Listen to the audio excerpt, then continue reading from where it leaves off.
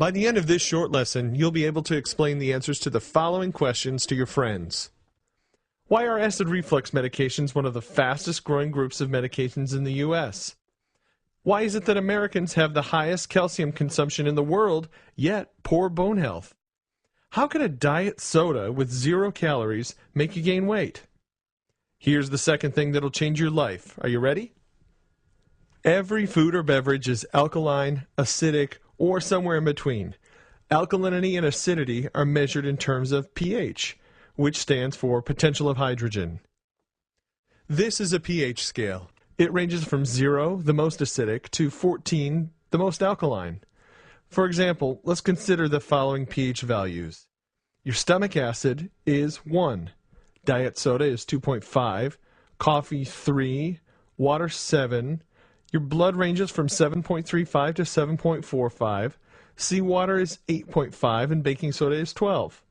Ideally, human blood should be slightly alkaline, between 7.35 and 7.45 on the pH scale. Your body won't allow your pH to become imbalanced. If it did, you would die. Your body has built-in mechanisms such as respiration, perspiration, urination, and mineral depletion, which keep it in balance. The trouble begins when your body has to work overtime to maintain balance. An imbalance is primarily due to the overconsumption of acid-forming foods and beverages, as well as unhealthy stress.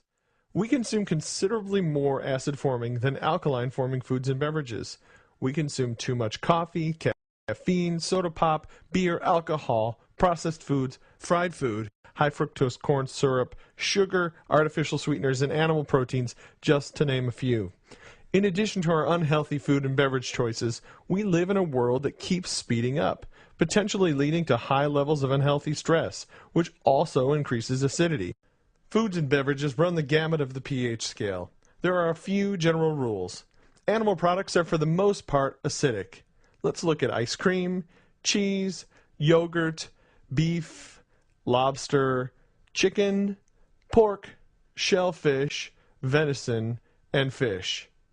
Vegetables and fruits are primarily alkaline.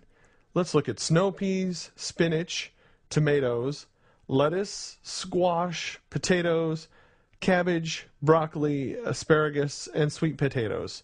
And fruits, let's look at oranges, bananas, grapes, cherries, grapefruit, mangoes, raspberries, watermelons, lemons, and limes. I know you're thinking we got this wrong. Lemons and limes are acidic, right? Well, the classification of whether a food or beverage is acidic or alkaline is based on the effect it has on the body after digestion. For example, lemons are extremely acidic in their undigested form. However, their end product after digestion is more alkaline, making lemons alkaline forming in the body. A simple way to increase the alkalinity of a glass of water is to add a slice of lemon or lime. Let's see where popular drinks fall on the pH scale. We have soda, beer, coffee, alcohol, and tea. And how about water? Well, let's look at distilled water, bottled water, spring water, and mineral water. Another general rule is the more processed the food, the more acidic it will be. However, just because a food or beverage is acidic doesn't mean it's unhealthy. Blueberries and walnuts are both acid-forming foods, but they have tremendous health benefits. It's more important to pay attention to the overall trend. Remember when we said Americans eat a diet rich in acidic foods? Let's examine some typical American meals. How about a burger, French fries, and a soda? Or a steak, baked potato, and glass of wine? Or what about fried chicken, baked beans, corn, and a beer?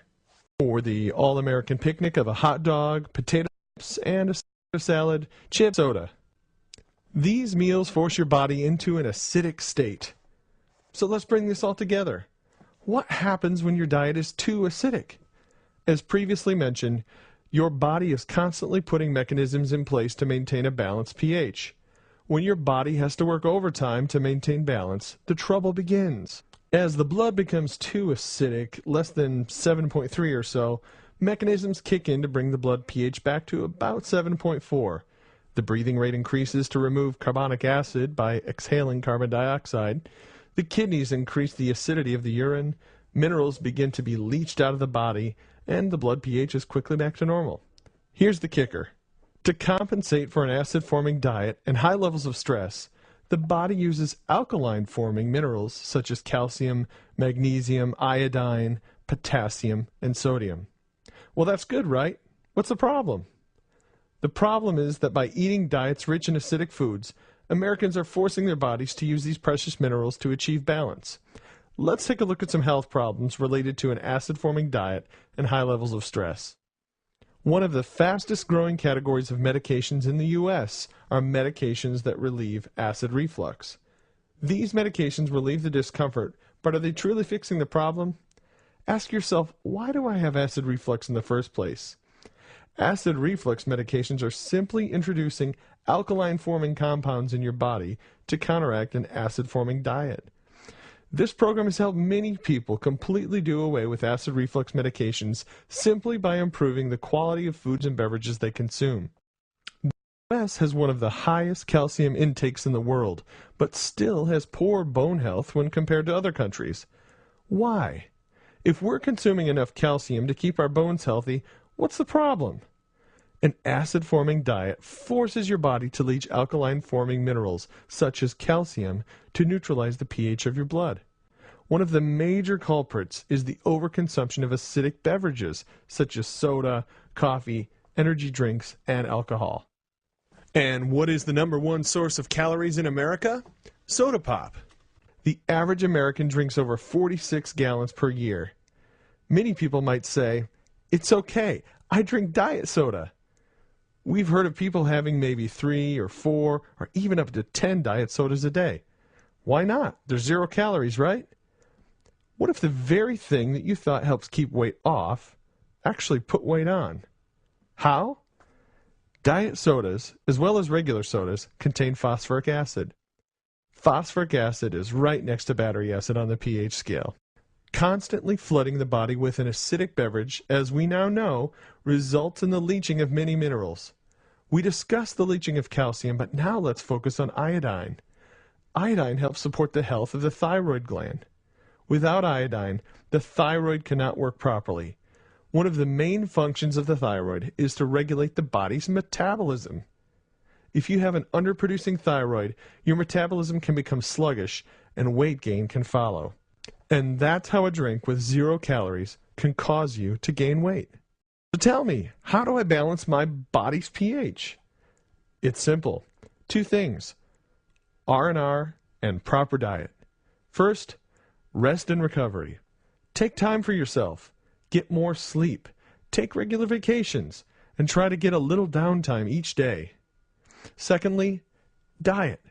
Consume foods and beverages that have high alkaline levels. If you're curious, you can monitor your pH on a regular basis by the use of litmus strips. These may be purchased at most health food stores or pharmacies and measure the pH of your saliva or urine. On a side note, the pH of your saliva and urine should fall between 6.8 and 7.2.